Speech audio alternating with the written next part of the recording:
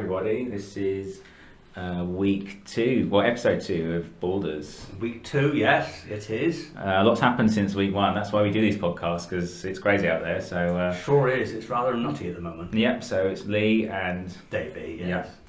So we concluded last week's podcast by I incorrectly quoted the Panama Papers, and actually it's Pandora Papers. It is the Pandora Papers. Yep. It is the Pandora Papers. Yes. So we intend in this half-hour segment to talk about, well, Pandora obviously has mythology, so we'll talk a bit about that. Corruption, which is another favourite topic of ours. Yeah, it is, yes. And yeah, just general experiences and a bit behind the Balders myth, which we didn't even know existed until recently. No, lots about Balders. Yes, Balders. Yeah. I guess the Pandora paper thing was quite recently, is it?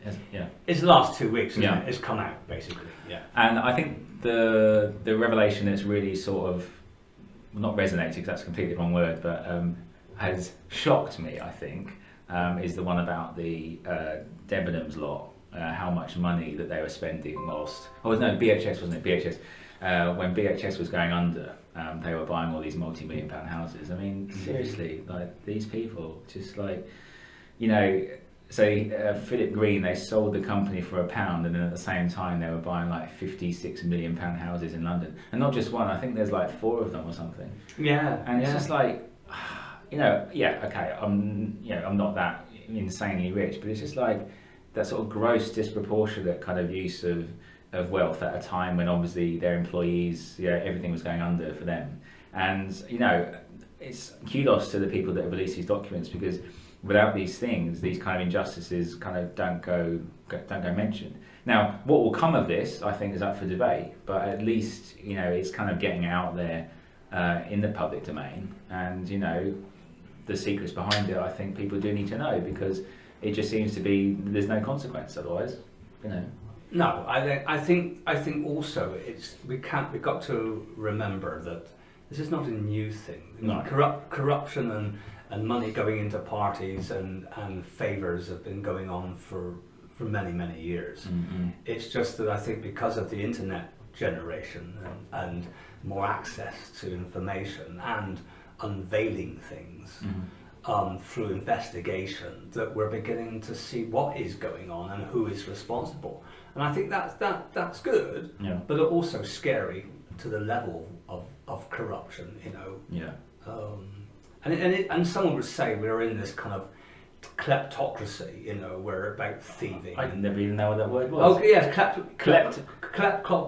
can't say it. Yes, kleptocracy is basically the idea of kind of on the take. Oh, yeah, you're and people take things. It's thieving. It comes from thieving, like a kleptomaniac, about thieving and taking. And I don't think we're in Britain to the extreme, but I think that people are on the take. PPE is a prime example of this. Mm-hmm. A lot of the PPE was crap. Yeah. It's just all their mates. And made money out of it. Yeah. So, Well, the app was a disaster as well. Yeah. And it's, a lot of people just, generally it's human nature to work with those people that you think are going to do a good job. So favoritism is inevitable in many industries. I think the thing with the BHS thing is what if I had 56? I mean, it's just obscene amounts of money, like 56 million, and then they bought another 3 or 4 houses of similar value. And it's like, what is the need behind it? Like, is it to invest it and just keep it as like a nest egg, like in that house, or is it just like some sort of pathological insecurity of just having to keep buying more expensive things? I mean, credit where it's due, if they be successful to where they are, but it's just like, how much else do you need, like money wise, and then when their company was struggling, their first priority was to buy these houses. In the end, reading up on the story, I think they were politely asked to contribute to the pension deficit which had occurred, but it's just when you hear these stories of this obscene amounts of wealth being spent, it's just crazy. And also what also comes into it is this thing of offshore accounts, of safe, financial havens, and I mean no one's beyond accusation. I mean, Putin's been brought into it. I mean, what's it called, the billionaire leader in the Czech Republic, he's now been involved, and he just lost the election by 0.5% or something. So, and also the president of Cyprus, he's been accused as well. He's blaming his daughters, which I think is quite funny. Hey, when you're really in a corner, blame your daughters. Blame your children. Yeah, blame your children. It's all their fault. Well, let them go down. You're fine. I think you failed when you start blaming your children. I think you seriously fail when you start saying, "Here, look, you can go to prison, but let Daddy get out." You before me. Yeah, you before me, because I'm going to die earlier than you. Yeah, exactly. Well, it actually goes against the biological impulse, because hopefully you're supposed to outlive your children and protect them. Yeah, well, and put your children first. Not outlive your children. Sorry, no.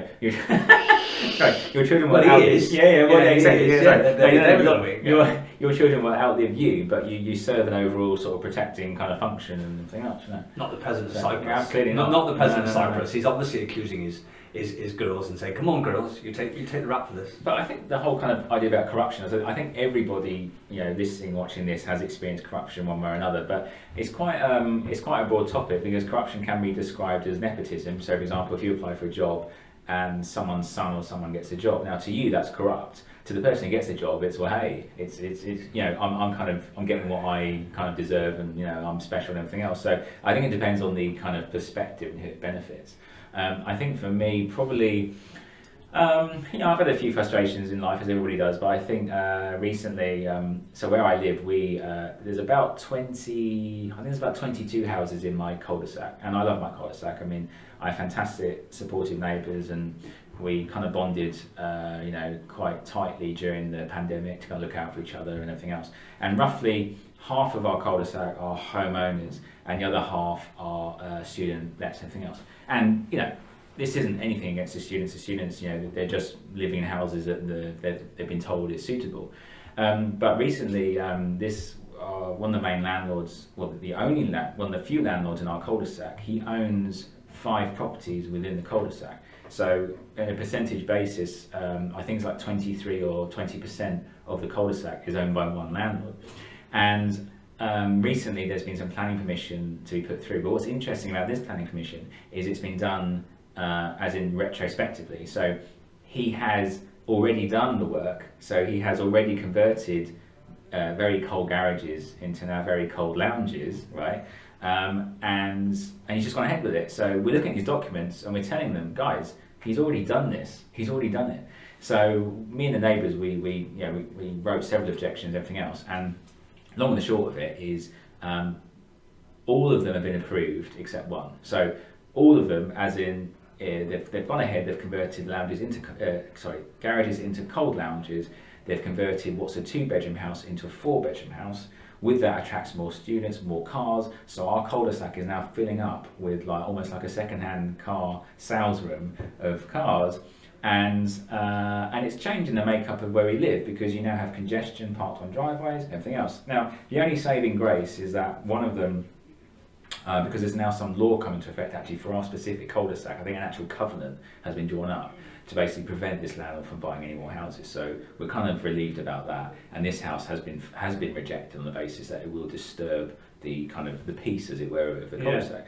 So that's been a positive development. But I still sit and I think, okay, but you let the other houses get through, and it's like, now why have you changed? Has our emails made you change your mind? Or and the idea being on the take is like, is there something else going on here? This guy, he's just getting carte blanche to do what he wants. Yeah, well, it's like that, isn't it? It seems often that what goes on is that it does go on until it's revealed, and then there's a big stink and a hoodoo about it.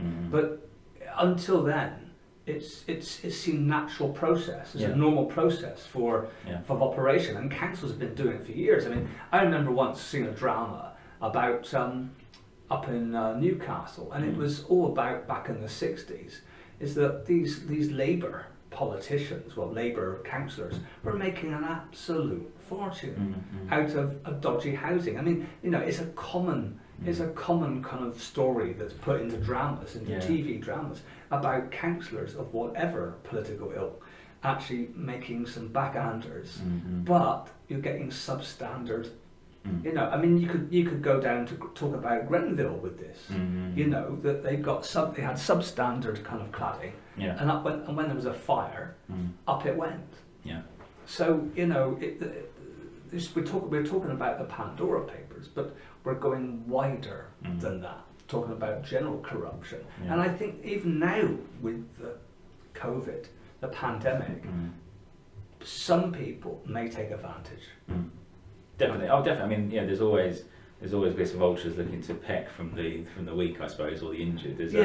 And I think also it's I don't know. You have this kind of, I mean, in England it's funny because like corruption. I think there's different kind of, I guess, visibility of corruption.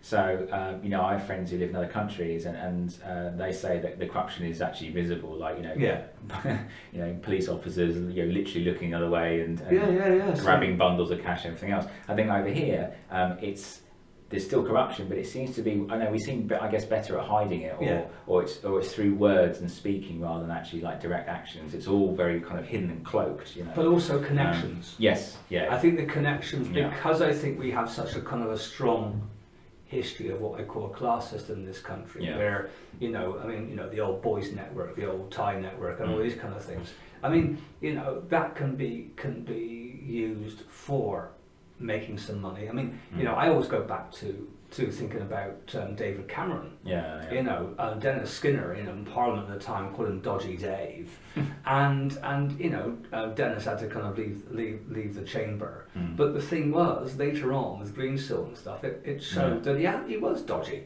You know, he's dodgy as they come. And the thing is, you know, and then Blair, you know, he's you know, since he's left being Prime Minister, he's now a very, very popular advisor, you know, overseas and everything else, and owns again. I think I saw a documentary called The Killings of Tony Blair, and he owns like 40.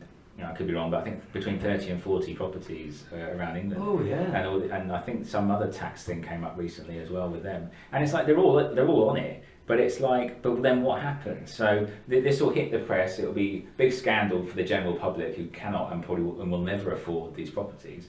They'll get maybe a slap on the wrist, if that, and then whoopsie daisy, and then it moves on. That's it. You know. So you know, I don't know what really, you know, what I guess we can hope for. I just think that, you know, I guess praising initiatives like the Pandora Papers for actually, you know, exposing these things, you know, getting it out there, and then who knows, maybe there can be some sort of reform. Some sort of punishment, because it just doesn't set any example. So you know, the whole Boris Johnson and Dominic Cummings thing. It's like, hang on, so you've got all these rules, like, yeah, you know, isolate, but if you want to go and test your eyes, go and drive to make sure your eyes are working. I mean, how stupid is that? You know, and his family was in the car. Yeah, I think it's cracking. I mean, I'd say. So don't go to an optician's. You drive a car to make sure you're safe. Can you imagine if I use that as a defence? If anybody else used that as a defence? Well, yeah, I mean, I could climb a mountain to make sure my eyes work.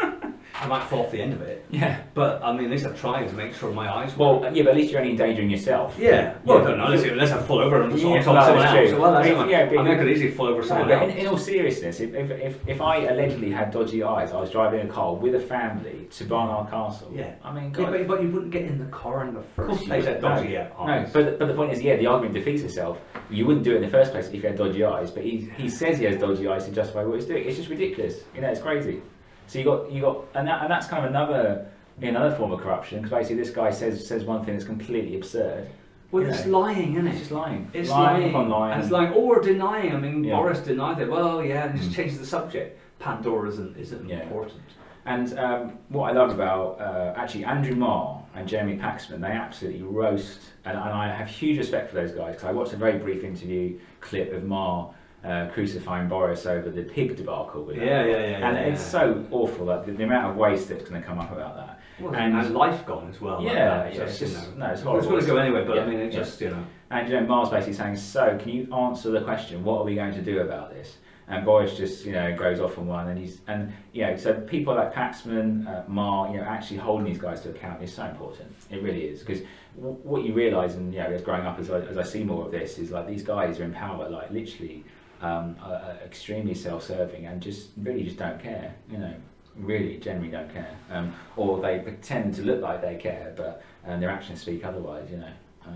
Yeah, but I think it also goes down to this philosophy. Now, Boris often calls himself a social libertarian or libertarian, and this idea, you know, of you can do your own thing to a certain extent, you know, individual freedoms and stuff. Now, I would call myself a social libertarian, but I'm absolutely so different from him. You know, he social libertarian for me is, again, you've got to have individual freedoms, but you've also got to look after society and the most vulnerable, which leads me on very well to a bane of my this week. It's been about masks.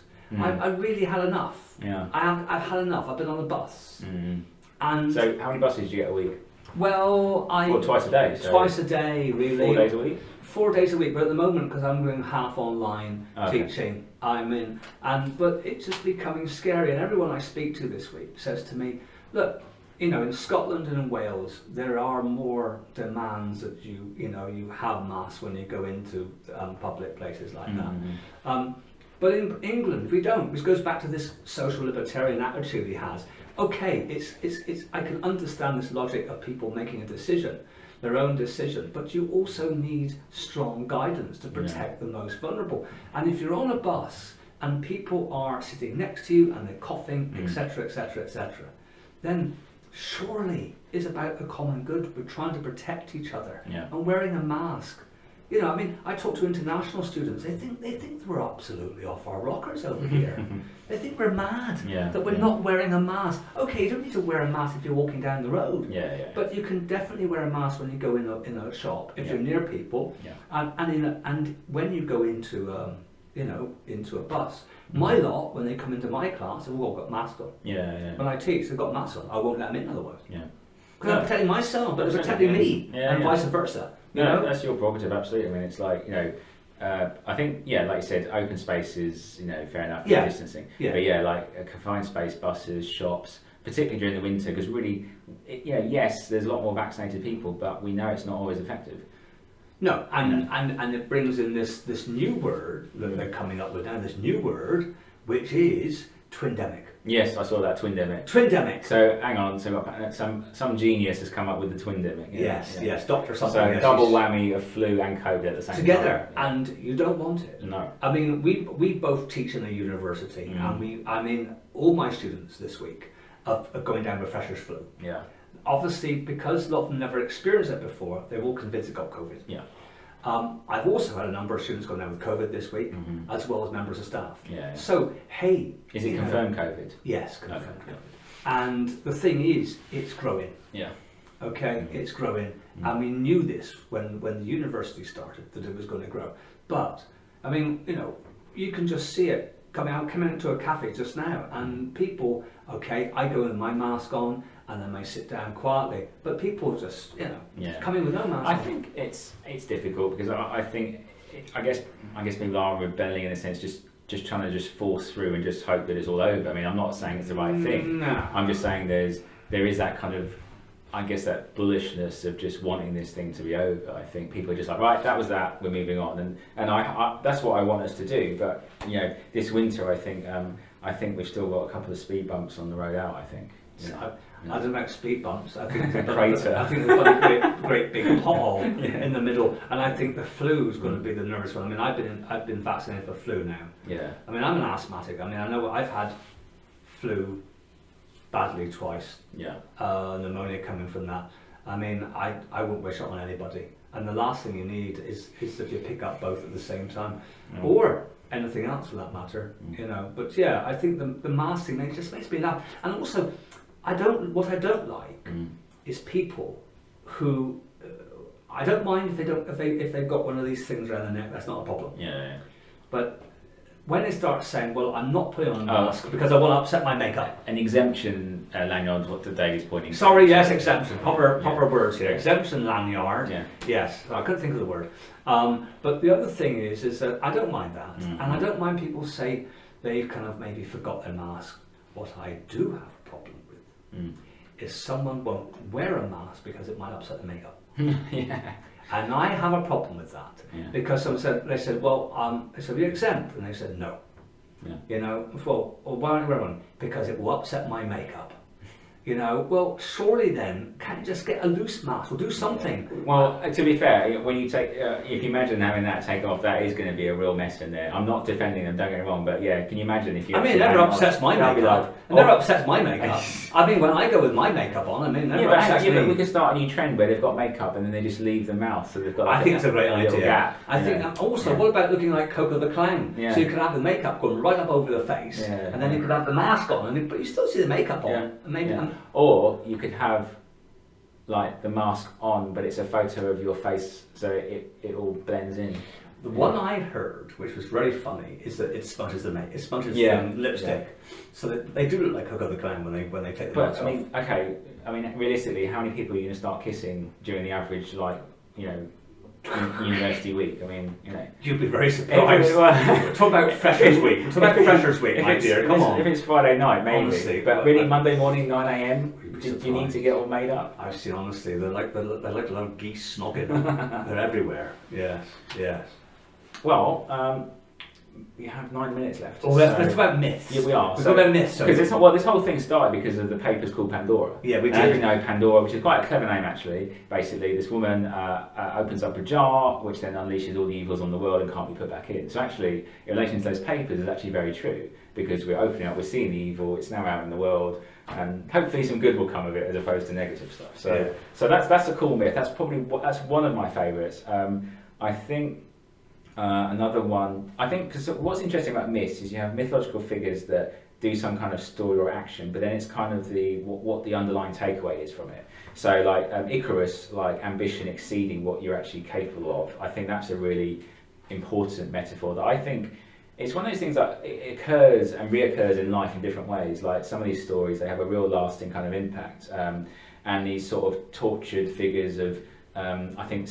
Is it Sisyphus who has to endlessly roll the boulder up the hill and that kind of stuff? So yeah, I think myths play a huge role because they're kind of like condensed stories and sort of wisdom on how to potentially live life maybe a bit better, or situations to avoid, or cautionary tales. I think they're really fascinating, really do. Yeah, and it's like King Arthur. Yeah, It's no, just basically watch your back when your best friend is with your wife. I mean that's another big one, isn't it? You know, or don't go in search of cups that don't exist. Yeah. You know, How many people have died in looking for holy grail? Yeah, exactly. And also don't go into a pond to pick up swords. Absolutely. There's loads of them there. Isn't Why there, do really? you do that? I mean, Yeah, why would you do that? Yes, I mean there's loads of them.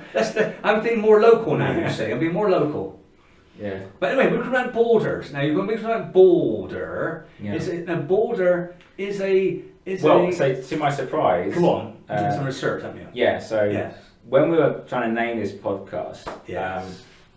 there's a saying. Well, ballers, which is like a high roller kind of affluent, successful kind of normally American TV series actually.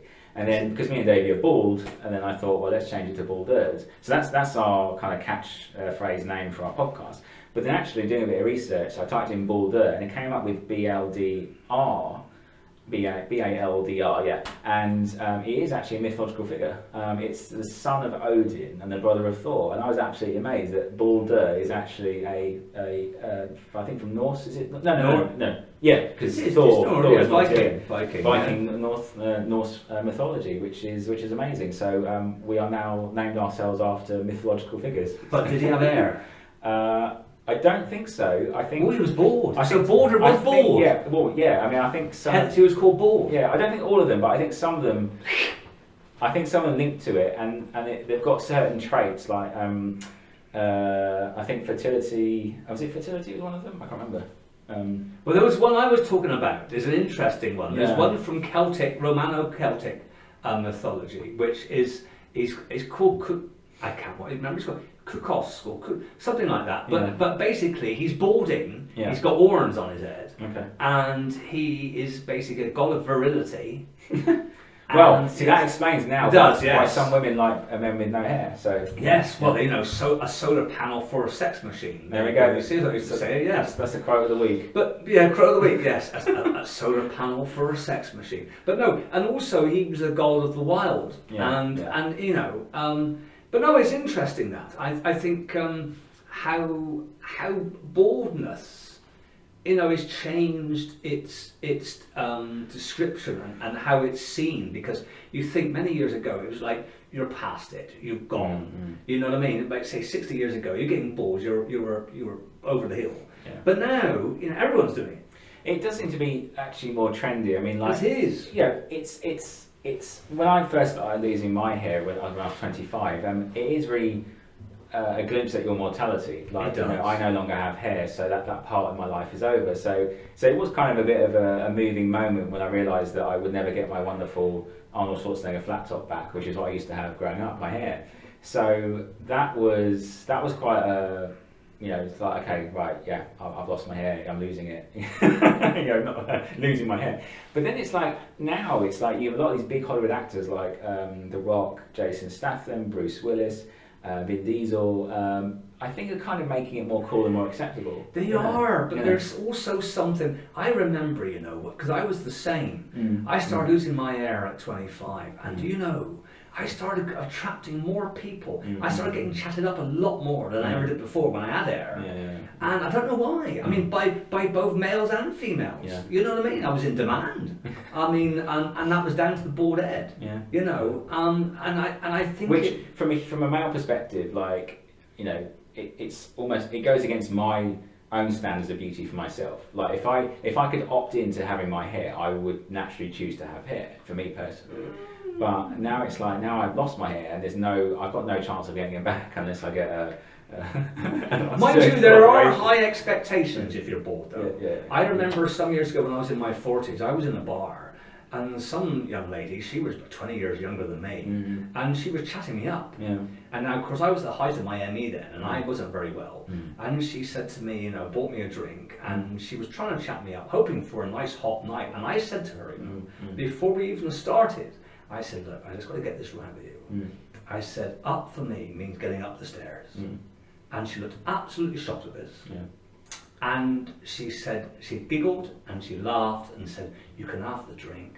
And off she went to find someone else. But I must have actually burst her bubble. Yeah. Because she thought, here's a bored fella, he must be up for it, Yeah. he must be on the scene. Back to our virility Yeah. or wildness. He's a boulder. He's a boulder, Yeah. al fresco, Yeah. the full Monty out there in the moon. Yeah. And You all I crushed want- her dreams. And all I wanted to do was go to bed. Yeah.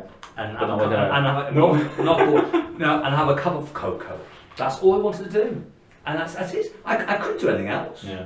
Even now, I tell you, I'd rather have a cup of cocoa. Yeah. I think, you know. Well, fortunately, I don't have that same affliction. I think at one point when I was quite young, I used to get halfway up the stairs. I used to sit there, have my cocoa, nod off, and then I carried back on up the stairs in about an hour's time. Oh dear. That's how you do it. But no, I think there is a myth attached, Yeah. not just to kind of this god, but back to baldness. You know, But it's being just- tough and stuff. Because people, I know, you know, when I take, because I wear a hat, I wear a scarf. If I'm getting hassled, if I take my scarf off, some people go, "Oh, he's bald," you know. So they kind of they treat me a bit more seriously. Yeah. Not always, like most of the time they don't. But I think that's an interesting question to pose actually to people listening, like men and women, if you prefer men who have hair or no hair. I mean, is it a deal breaker, you know, if they got hair, if they got no hair? But So, you see, know. I've always had a thing for bald women. I have. I mean, always had a thing for bald women. I don't know why. Okay, but I know when I was young, you know, some of the skinhead girls always used to fancy them. They used to have, you know, shaven heads with the bits hanging down the side. Oh, it was I fantastic. think my favourite, best bald-looking person was Sinead O'Connor in Nothing Compares to Yeah. You. On the close- Well, I don't think she was bald, but it was very closely cut. Very There was closely an cut. Indian actress who was actually Miss World, who had her hair shaven completely for the first Star Trek film Okay. back in the 70s. Yeah. And she was absolutely smooth as they come. You know, I mean, you know, it was not a hair on her head. Like an egg. Like an egg. Yeah. Actually, exactly like an egg. Yeah. I mean, her fella had hair, but I think that's what did it for me. About 14, 15, I was impressionable then. You know, bald women. Yeah. You know, there you go. We have 20 seconds left. Right, quickly, we'll say this Yeah. before we go. We had a letter this week that said that they liked your particular sense of humour because it was very dry. Yes. You know, like a good wine. Yes. And when Gets I was, better with age. it was, yes. And when I was thinking about that, I think I'm like a bottle of Baby Sham. And the reason I'm like a bottle of Baby Sham is that I'm quite slight and full of bubbles. And I've got it tastes a little bit bitter. So I've got a bit of a bite to myself. And it's made about apples. Yes, yeah. So from the West Country. There you go. There we go. There you go. So yeah. That's it. There we are. So we've ranged from We've had quite a busy one today, haven't we? Pandora to corruption, to masks, landlords to masks, Vikings, baldness, to Baby Sham. Baby Sham. There's Baby Sham. Yes. All right. Well, we'll see you next time, guys. Yes. Cheerio, my dears. Bye. Bye bye. Purge completed.